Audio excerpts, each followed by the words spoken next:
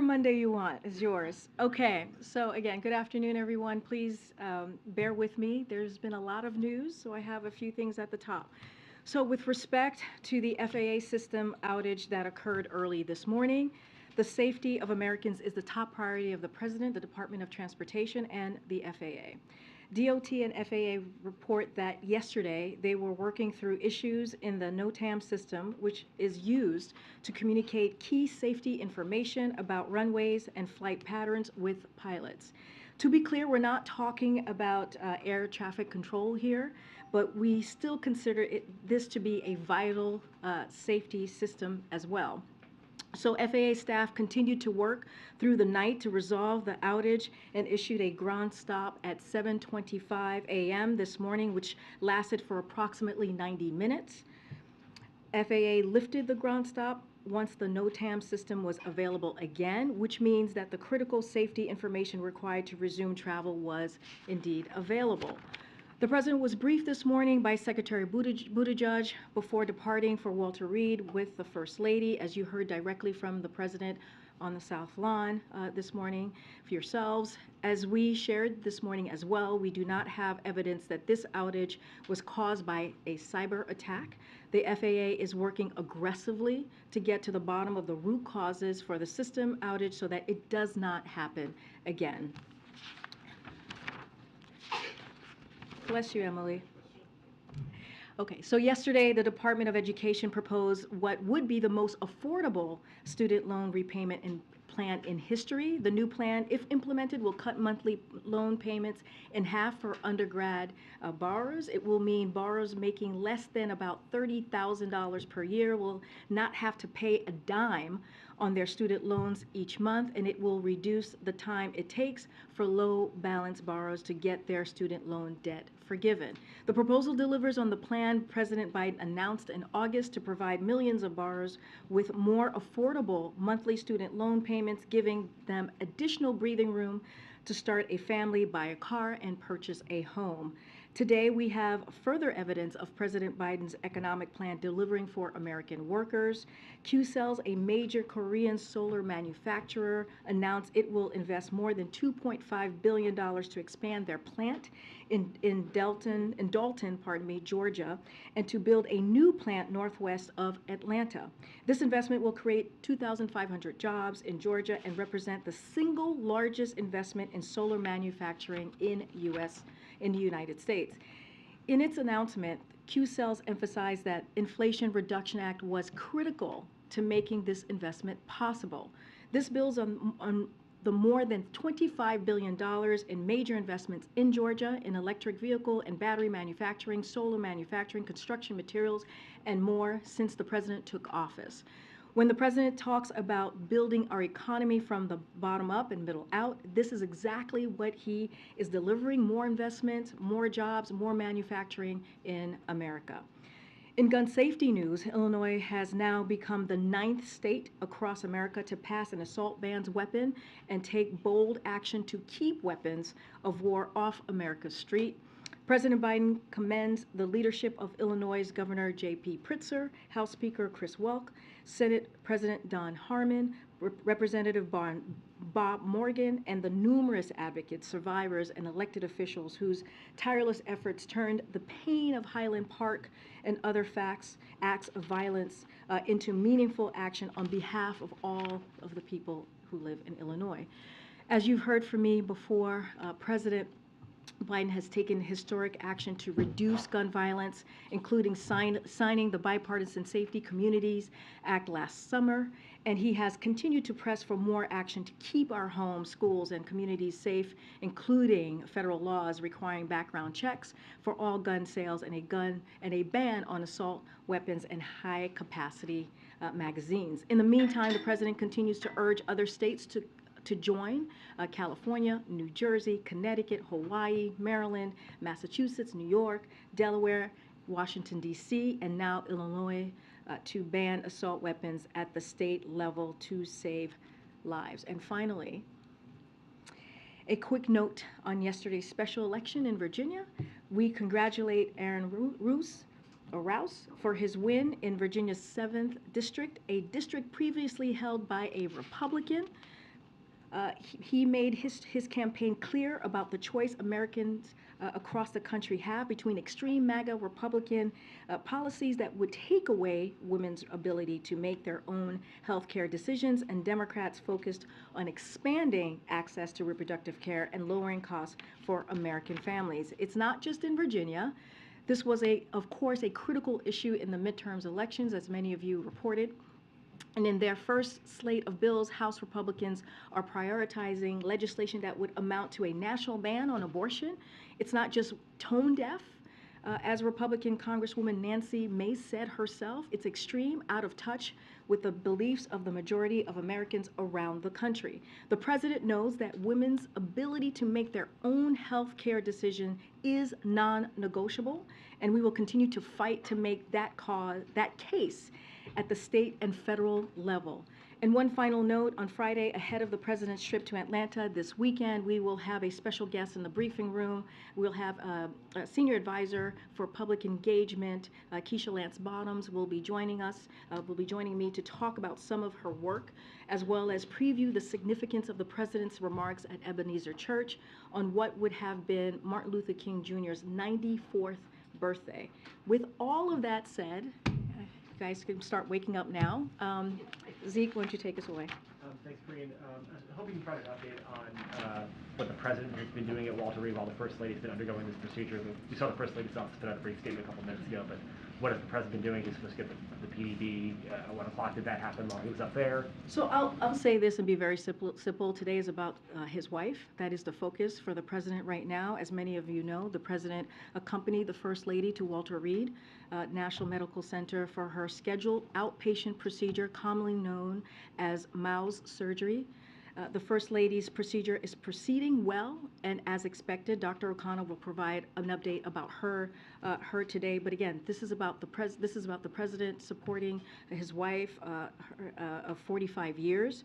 And so again, when it comes to her condition specifically, Dr. O'Connell will have more to share. But again, I'm not going to go beyond how important it is for the president to be there with his wife today. Thanks. And then a couple specific questions regarding the discovery of apparently documents marked classified in the president's former office.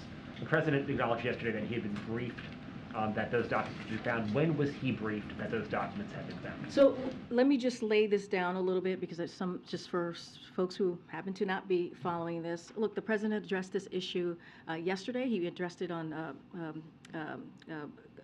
in Mexico City on a world stage in front of many of you at a press conference with two of our closest neighbors, as you all know, and he said he takes classified documents and information seriously. He was surprised to learn any records had been found there. He doesn't know what was in them. He said this, just repeating what the president has said. As soon as his lawyers realized these documents were there, they did the right thing and immediately turned them over to the archives. As he said, his team is cooperating fully with the review, and we also released a statement from the White House counsel's office, as you know, on Monday, which had information, detailed information about the particular situation. As my colleagues in the council have stated and said to all of you yesterday, this is an ongoing process under the review of the Department of Justice, so we are going to be limited on what we can say here.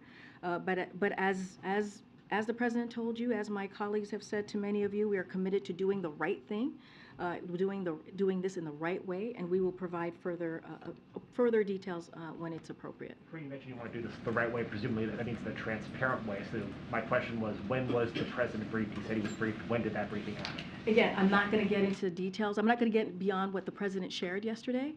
He laid out what he knew when he knew it. He laid out how important it is. He sees it very seriously when it comes to taking classified documents and information. I'm just not going to, I know you all are going to have a lot of questions on this, but at this time I'm not going to go beyond what the president said yesterday. I'm not going to go beyond what my colleagues from the White House counsel shared with many of you as well on Monday, and so I'm just going to leave it there. Want to be prudent here and make sure that it is that my colleagues really truly handle this issue. One more stab at this, because again, this is a lot of importance to people. The President mentioned that handling of classified information is important. These documents were discovered on November 2nd. This didn't become public until my colleagues at CBS News reported this on Monday. That's more than 2 months later. Why was the public not informed while the White House prepared its PR response for 2 months? Again, this was under review. This is under review by the Department of Justice. I'm not going to go beyond what the President shared yesterday. I'm not going to go beyond what my colleagues at the White House Counsel shared with all of you as well. Look, what you received from the White House Counsel on Monday had complete details, a lot of details to all of you on what occurred, and just not going to get beyond that.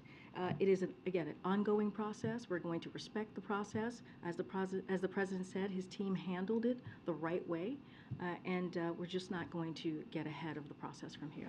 Thanks, Karine. Have you spoken to the President about these documents and their discovery? I have not spoken. Well, first of all, I have not spoken to the President about any of this specifically because he's laid out what he knows. He has said he doesn't know what is in them, so there's no way for me to talk about the documents if he has said he doesn't know what's in them.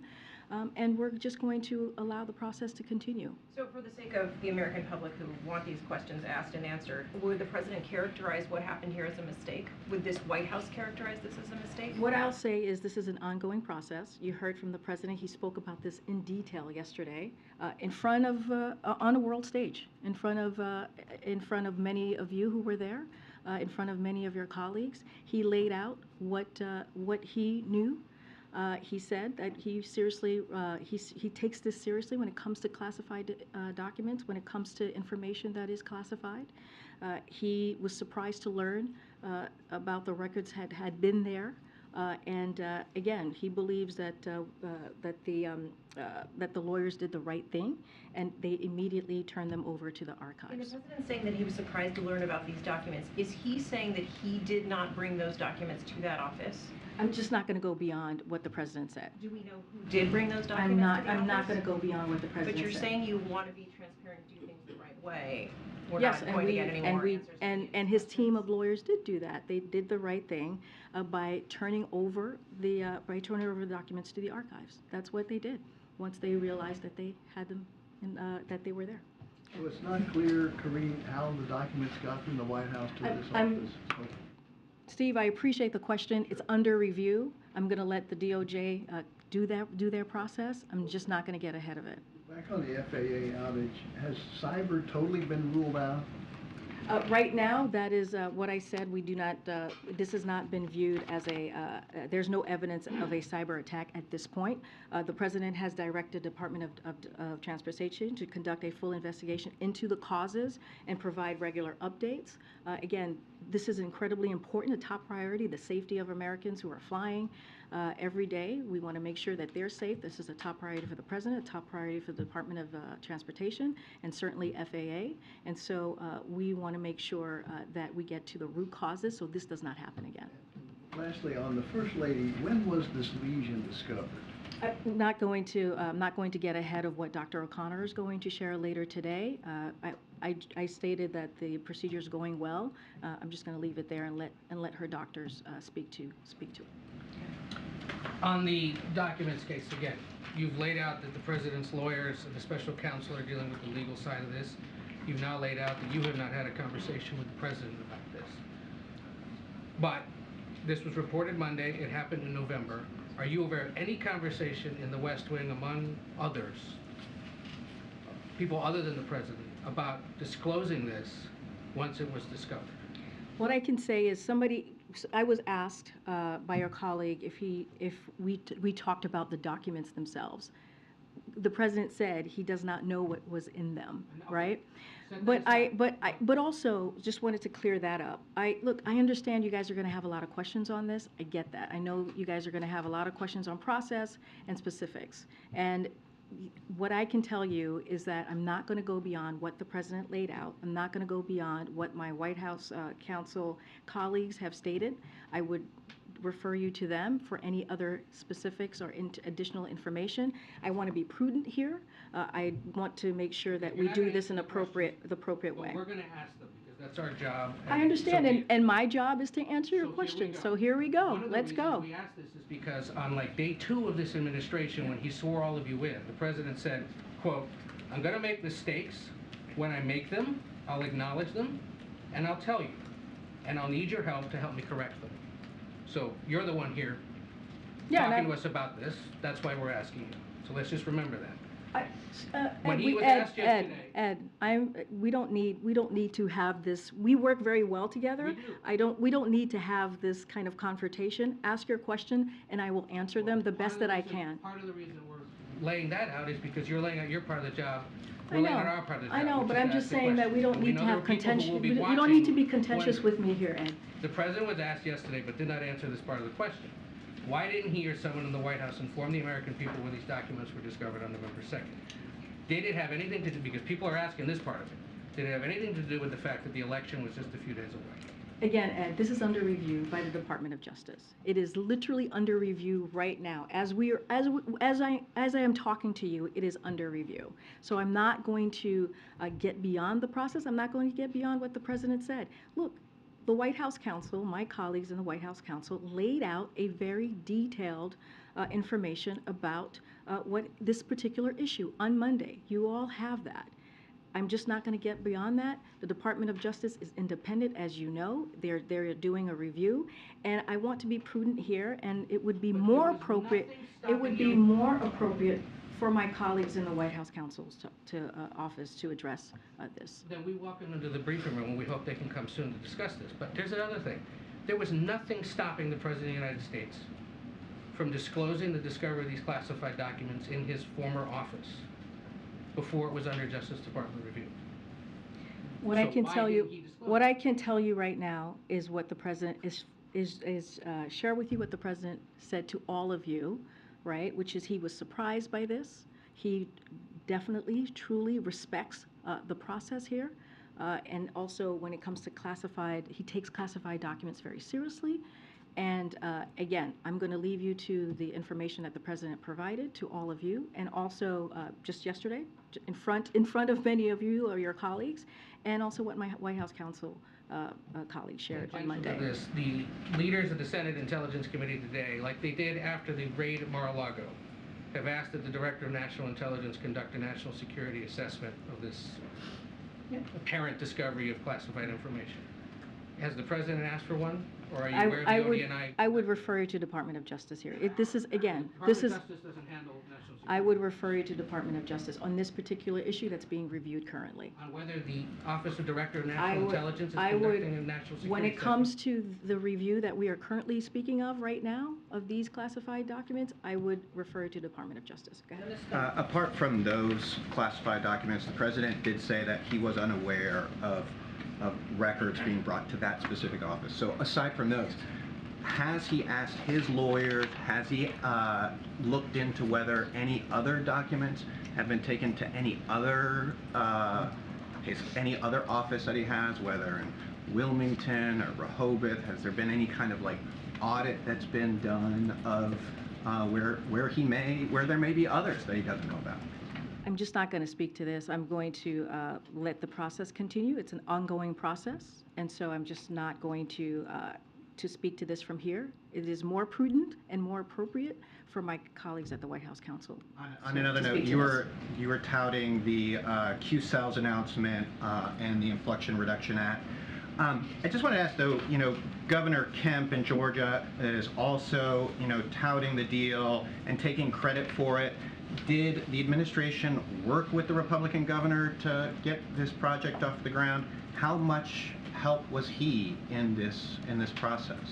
I don't have any specifics to share on our conversations with the governor of Georgia, but what I can share with you is what we have said many times is how important the Inflation Reduction Act is here. And we see this. We see this in many of the announcements that we've seen clearly across the country when it comes to making sure that we're lowering costs for Americans, making sure that we're bringing manufacturing jobs back home. And this is part of, more broadly, the president's economic policy.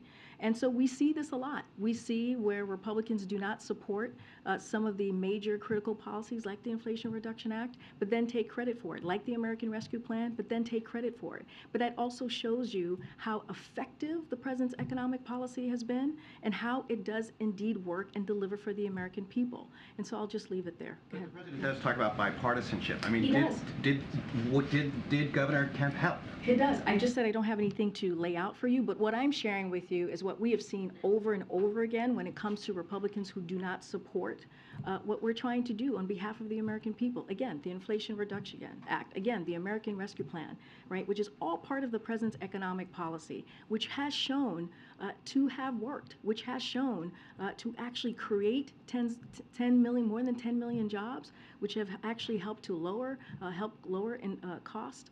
When you think about the Inflation Reduction Act, as we're going to move forward in implementing that. So all of these things are incredibly important. And I'm just laying out to you that the president's economic policy is working. Go ahead. Karine, when you were talking about the FAA, you said that the issue arose as they were working through some issues, and so I was wondering if you could explain a little more if basically the FAA was trying to update the system, or was there a server issue, a database issue, if you have any more detail on how exactly, prior to the full investigation, this seems to have happened. So I would refer you to the Department of Transportation. Secretary Buttigieg has been on many of your colleagues' airwaves speaking about this and what occurred. He has directed an after-action process to determine exactly the root causes and recommend the next steps. FAA and DOT will continue to be transparent here about the causes of the issue and how we will ensure a system outage of this magnitude does not happen again. So what I said earlier, which is very true, our number one focus is to make sure that the safety of Americans who are flying, right? We want to make sure that they're safe. And the second part of this is to make sure that this does not happen again. And so again, there's going to be an after action process and we'll move from there. I asked about this gas stove thing that kind of bubbled up yesterday. Does the White House think gas stoves are safe? And I know that the Consumer Product Safety Commission said today that they're not looking to ban gas stoves, but I'm wondering, was there communication between the White House? So as far as the safety piece of it, it's not something for us to answer from here. I would refer you to the Consumer Product Safety Commission.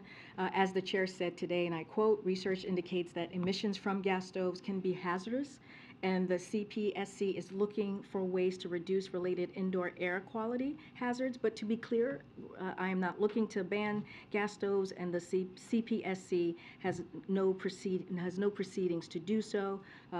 Look, as far as our conversation to your question, we are in regular touch with them. But of course, they are an independent. They were independently correcting the record on this for several days now. And so, as far as I'm aware, we're not in touch with them on this particular issue. Again, I would refer you to their comment. Quick one. Russia announced today that they're replacing their military chief in Ukraine. They've installed a Kremlin loyalist there. I'm wondering if you have a reaction to this and what you think it says about sort of the state of the conflict. So look, I'm going to let the Kremlin speak to their leadership decision, but as an outside observer, as we all are here, they sure have a lot of changes. They made a lot of changes as they continue to try to overcome their own difficulties in a war that they shouldn't happen in the first place.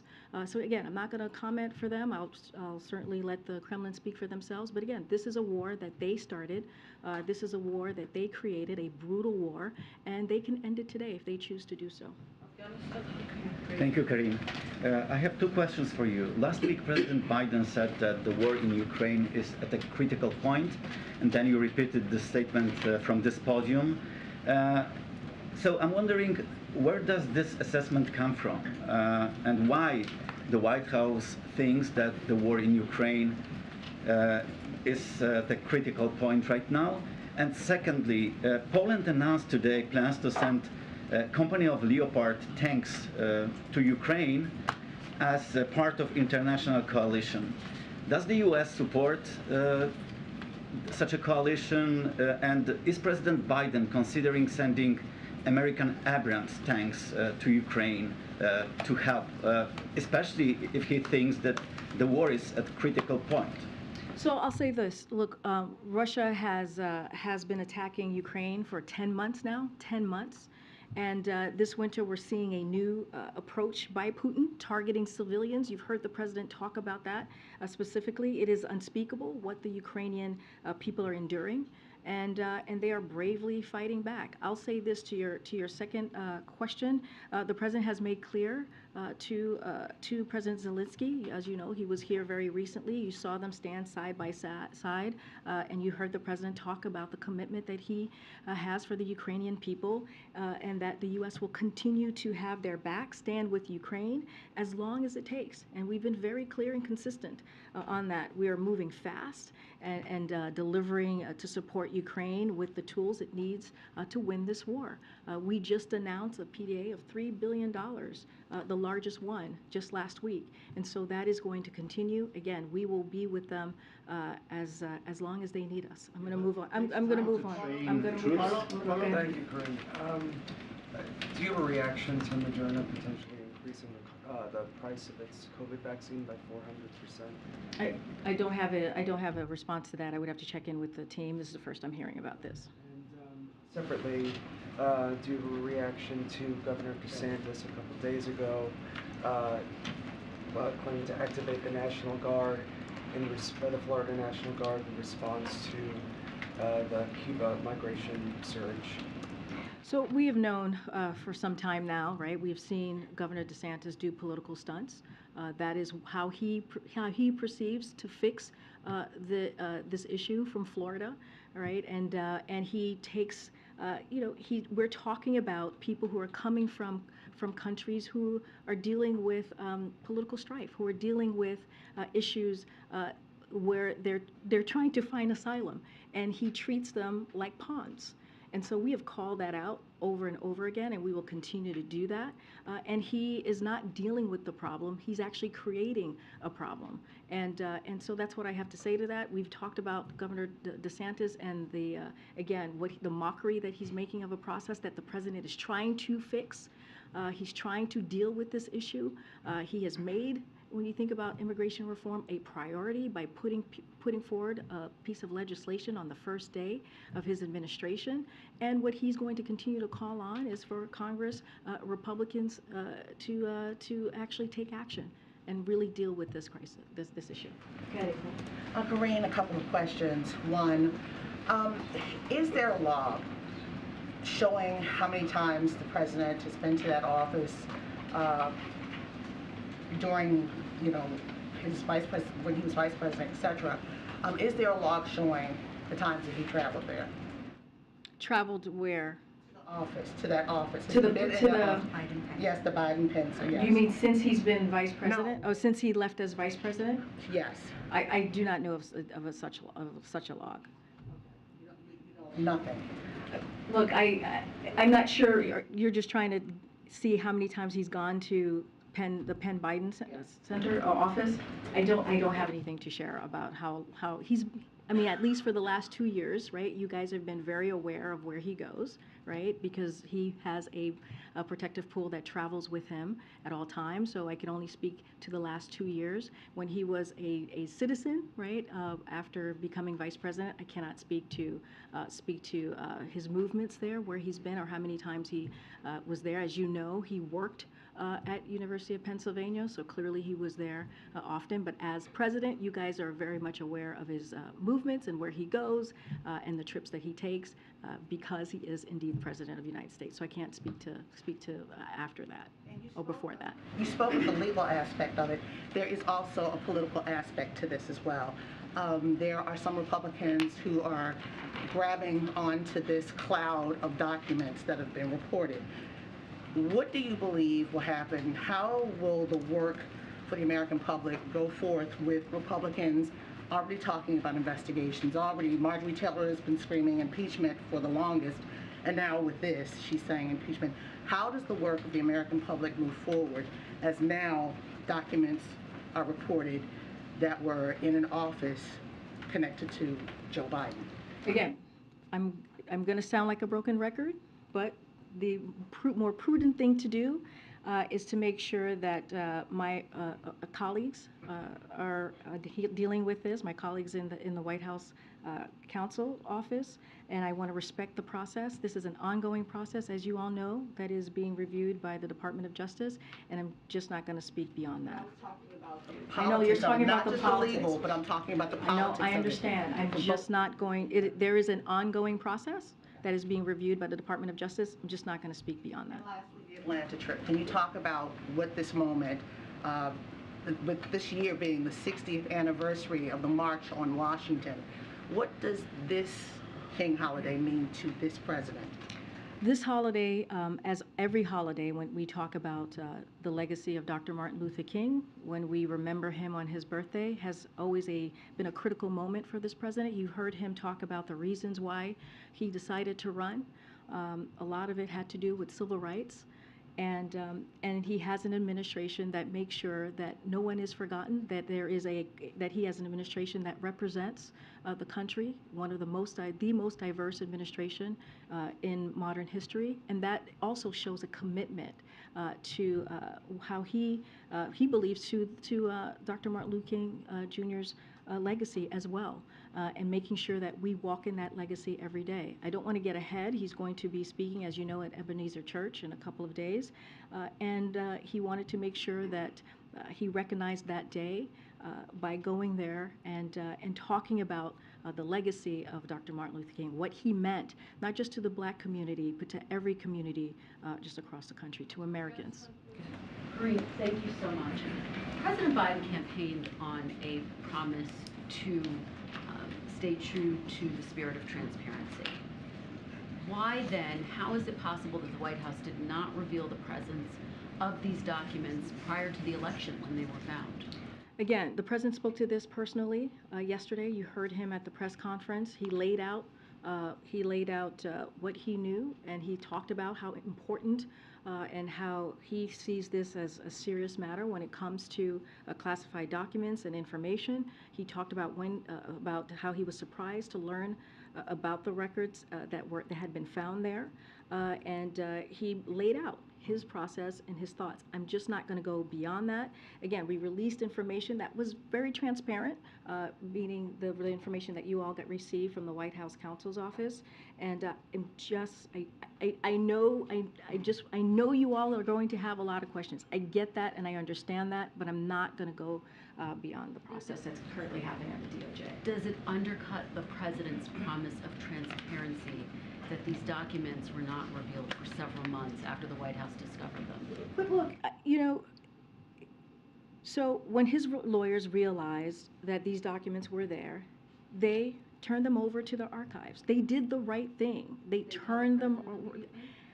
All I can say is what the president said yesterday. I would refer to his comments. But they did the right thing by, once they learned of them, they turned it over. They turned it over to the archives. About it, Again, that's the question. I understand the question, but there is an ongoing process. It's being reviewed by the Department of Justice. Just when it is appropriate for us to say more, we will.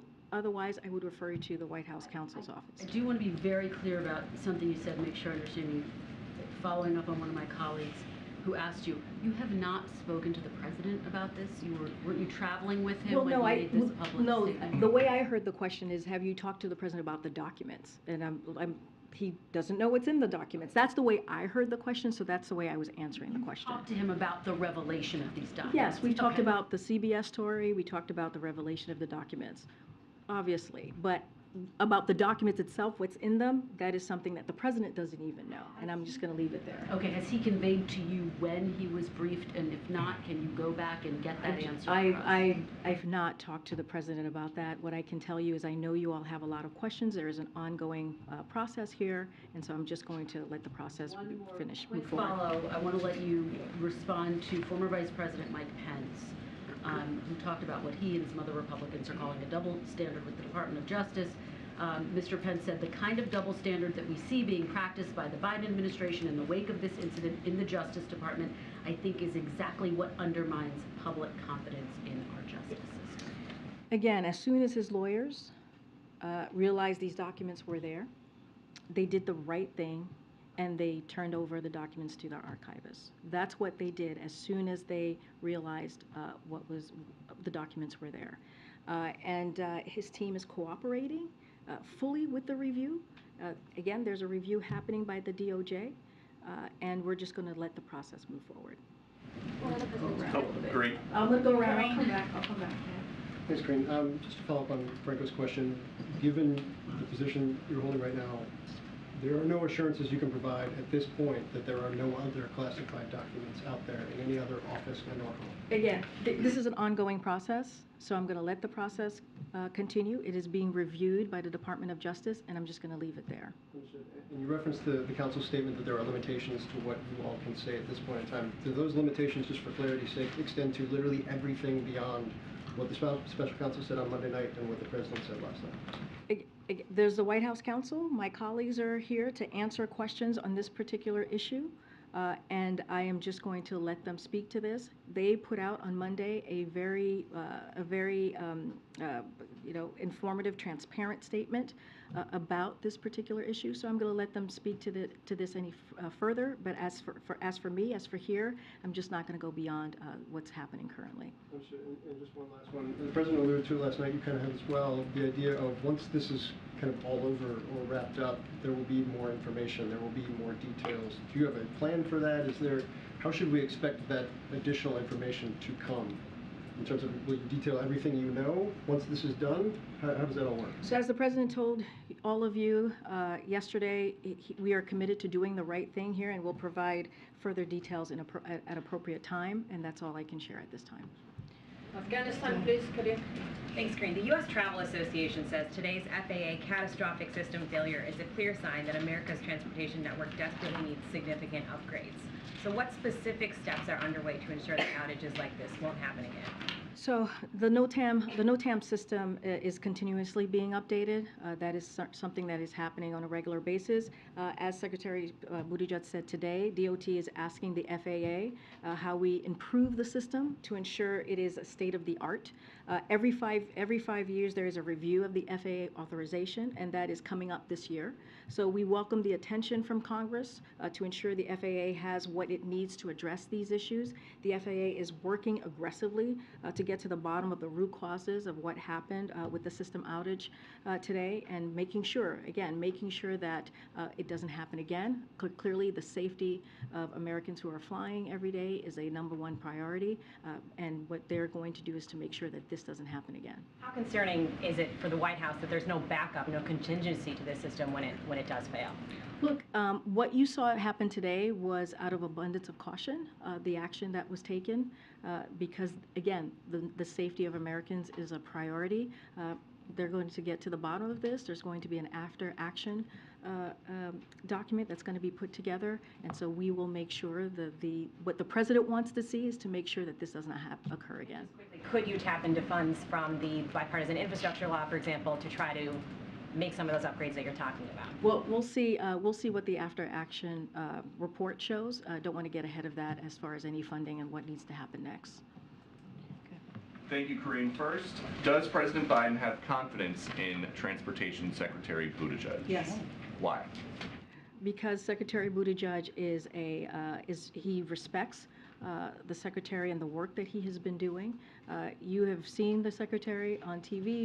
You have probably spoken to him yourself, and they are doing everything that they can to make sure that the experience that Americans have is a good one. That's why they've held the airlines accountable. You've seen the secretary do that over and over again, and we understand. We understand what Americans have been going through these past couple of months. That's why the secretary has been very clear on making sure that they are held accountable, has put in processes in place to make sure that occurs, and yes, the president has confidence in Secretary Buttigieg. And then on these documents, how could anyone be that irresponsible?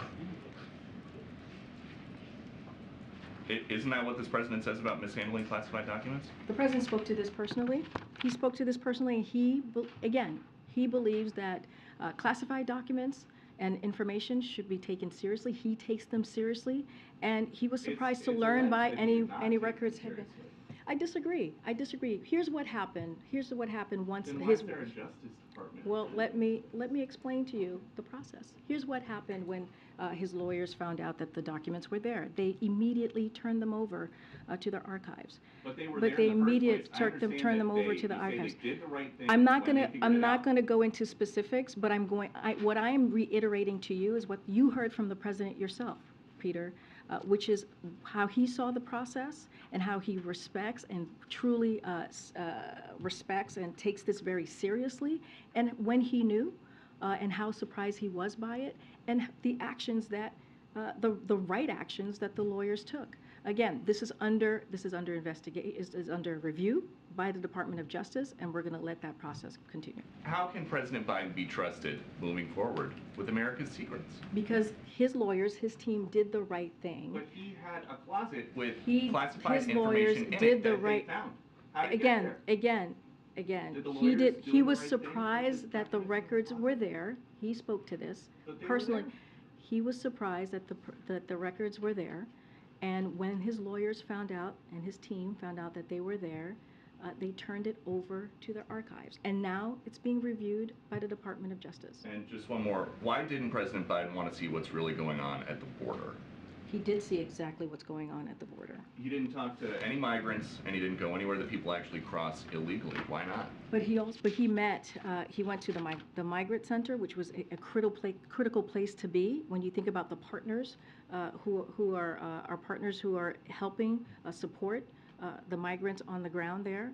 There happened to be no migrants at the facility at the time that he visited. And it's But actually let's, because El Paso has been crushed. The shelters are full. There are overflow migrants sleeping in the streets, and then it's just a coincidence that suddenly the president shows up and. well, they're let me gone. talk about what's going on in El Paso, right? El Paso did go down significantly prior to the president's visit by about 70%. And that's a good thing, Peter. That's a good thing that we've seen the numbers go down. And that is something that we should be saying, okay, that's a good job there. It has helped ease pressure all across the community, but the president's visit had nothing to do with it. And so, look, again, he went to a migrant center. He went to one of the busiest port of entry, which is in El Paso. And so the president got to see. He went to the border. He got to see for himself, talking to. We've always been very clear that he was going to talk to the people on the ground who's working on the border, and that's what you saw. You saw him meet with the CBP. You saw him meet with partners on the ground, as I just stated, who deal with migrants and their families. And the president also is going to continue to call on Congress to take action. Look, the president has been doing the work. And if you think about the record funding, he has done more than any prior president to secure the border and build a safe, orderly, and humane immigration system.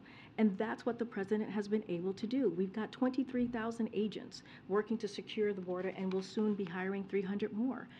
That's what the president has done here. And so, again, he went down there, he saw for himself, and I'll just leave it there. I have a follow-up, Karine. Karine. Thank you. One on follow-up on. Go ahead, this lady in the front. Was there any discussion of President Biden getting a physical while he was at Walter Reed this morning, or could you provide any update on when that might happen next? Again, this is about his wife today. He wanted to be there to support her. I don't have anything else to share besides the fact that they've been married for 45 years, and he wanted to be there with Dr. Biden during this time. And then I just have one quick question on Brazil. Has there been any discussion in the administration about if there were to be an extradition request from Brazil for Bolsonaro for the events that happened this week? So I don't have an update for you on this. I'm not aware of an official request for information or extradition from the Brazilian government. Though, of course, if we were to receive one, we treat it seriously and examine it carefully, as we generally do for such requests. Just not aware of one at this time. Good. Thank you. A follow-up on the gas stoves, and just a quick one on the president's op-ed today on social media. On the gas stoves question, Senate Democrats are calling for more regulations on gas stoves because they contribute to indoor air pollution. Is the president worried about the climate impact of a gas stove? So look, again, when it comes to the question about safety or the effect of gas stove, that is not something that we can speak to here at the White House. So I would refer you to the Consumer Product Safety Commission. The president does not support banning gas stoves, and the Consumer Product Safety Commission, which is independent, is not banning gas stoves. So just want to be very clear on that. And so again, that's not something that we can make from here about the safety of a gas stove. That's not something that the White House can provide. On the president's op-ed in the Wall Street Journal about social media, he talked about reforming Section 230, but the bottom line, does the president think that social media companies should be legally responsible for what goes on their platforms? So look, holding big technology, big tech accountable has been a priority for this president since the day he took office. In July of 2021, his competition executive order explicitly called for enforcing antitrust laws to meet the challenges posed by new industries and technologies, including the rise of the dominant internet platforms and addressing the surveillance of users. It is also part of his unity agenda. You heard him say last year, talk about his unity agenda, and you may recall in that unity agenda, he talked about the 4 areas that have traditionally been bipartisan and where the president believes we can make bipartisan progress. And in his op-ed, he urges Democrats and Republicans in Congress to pass a bipartisan legislation. Look, the president, again, outlined the same policy positions in this op-ed today that you saw, you heard from him in the State of the Union last year. He said it's time to strengthen privacy protections, ban targeted advertising to children, demand tech companies stop collecting personal data on our children. And also, you may remember that one of the president's guests, the First Lady's guest at the State of the Union was Frances Haugen, the Facebook whistleblower. So this is an issue that the president's going to continue to focus on, and is incredibly important to him. And so, as the new Congress starts, he's going to continue to reiterate a bipartisanship there. Liability, does he think that social media companies need to have some skin in the game where they could be sued over what happens on their platforms? When it comes to the reforming of Section 230, he continues to call for that, increasing competition, reducing the impact of tech companies over our lives extends back to the campaign, and he has reiterated them as president. So he's going to continue to do that. He's going to continue to call for a bipartisan legislation as we're seeing the new Congress, and that's what you're going to hear from the president. And also that's why he wanted to lay out his thoughts with the new Congress in the op-ed. Okay. Thank you, Karine. Can I get your reaction on the new House Select Committee on China? Does the administration plan to work with them? Do you believe they will be helpful in achieving your goals in strategic competition with Beijing? And are you concerned about the potential for anti-Asian hate? So look, under President Biden, we are more prepared to outcompete China, protect our national security, and advance a free and open Indo-Pacific than ever before.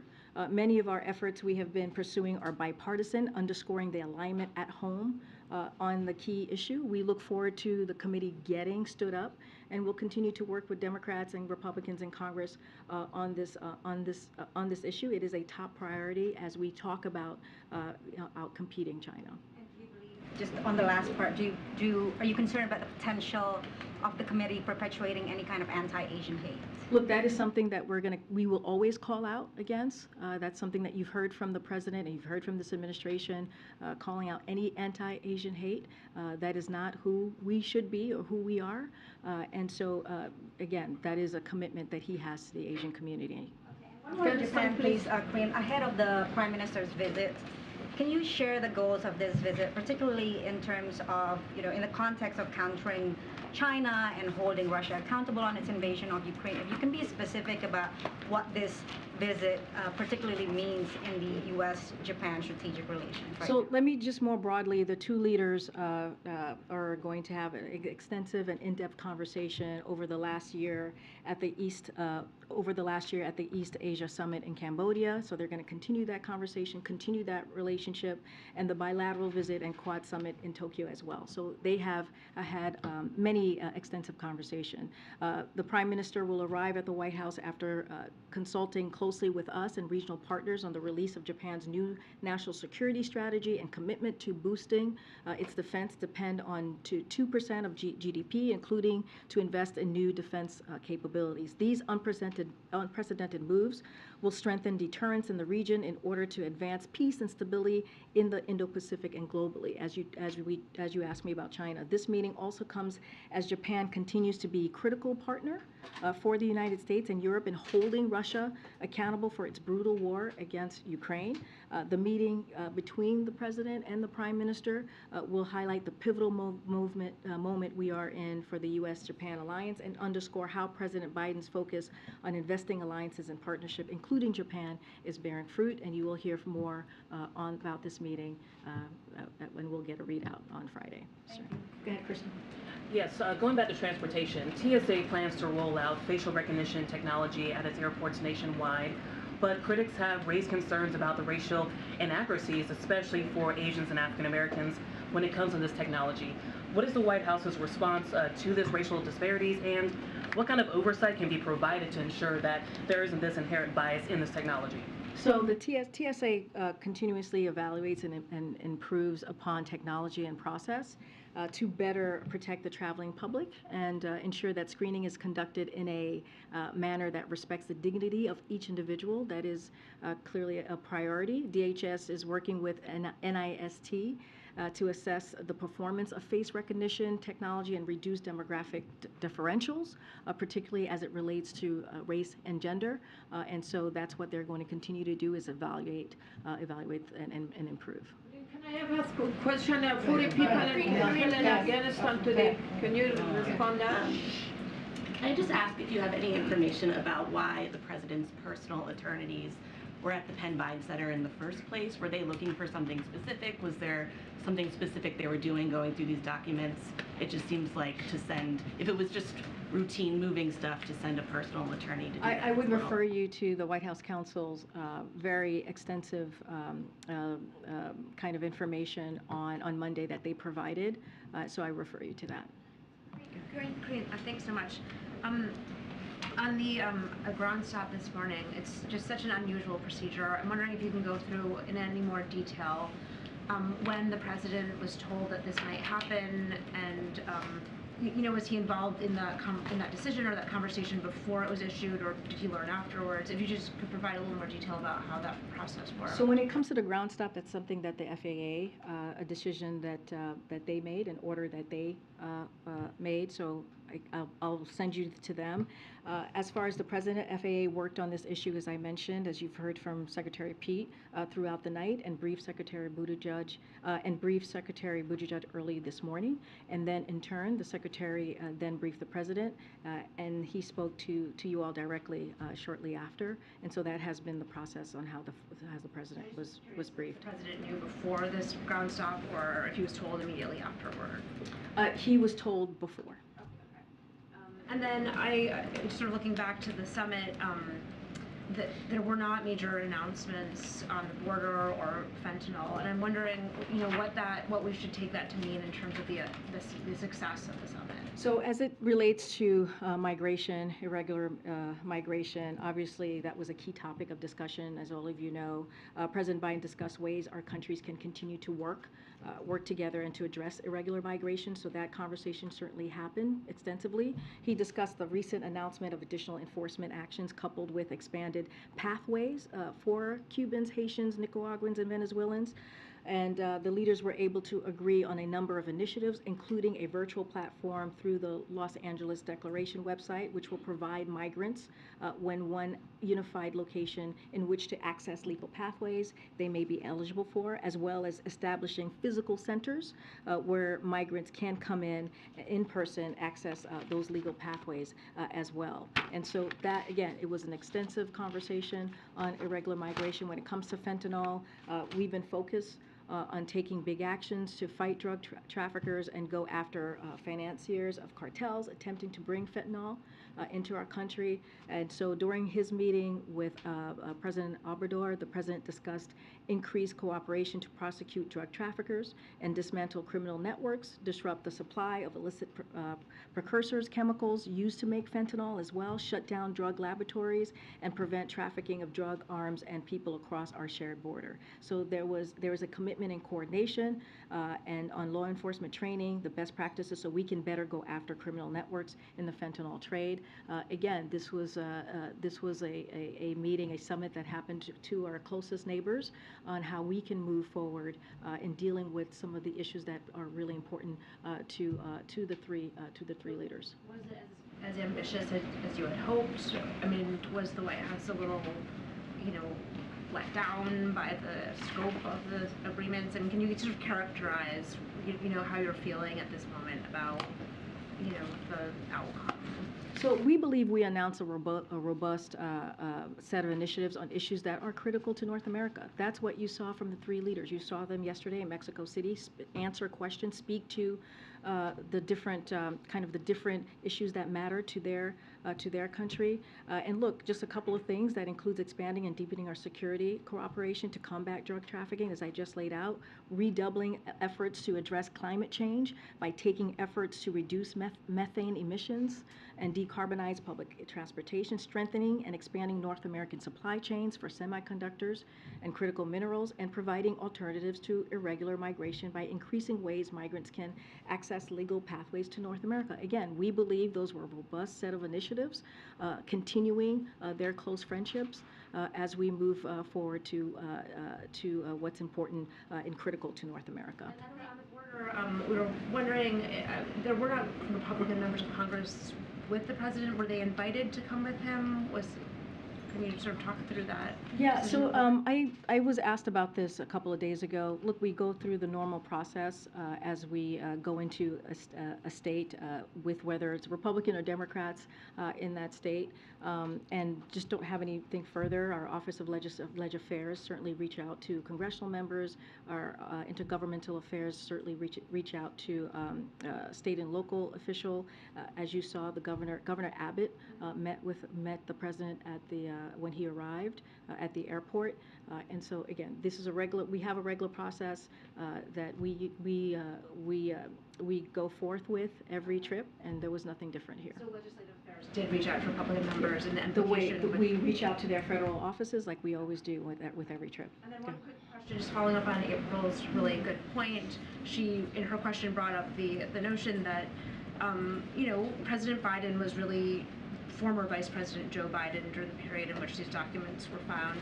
And can you tell us how many other offices there may have been? I realize that you can't say whether they're being searched or whether there is any sort of look for documents, but how big is the scope of additional offices where at that point former Vice President was doing work?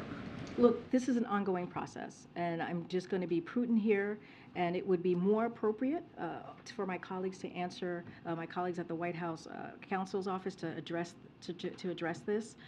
Again, I want to respect the process, and so again, I would refer you to them. Okay. I was going to say one quick follow on that. Obviously, he said he was surprised about these documents being found. Has he expressed like any other emotion in response to these? You heard directly from the president yesterday about this particular issue. He answered it in a personal way.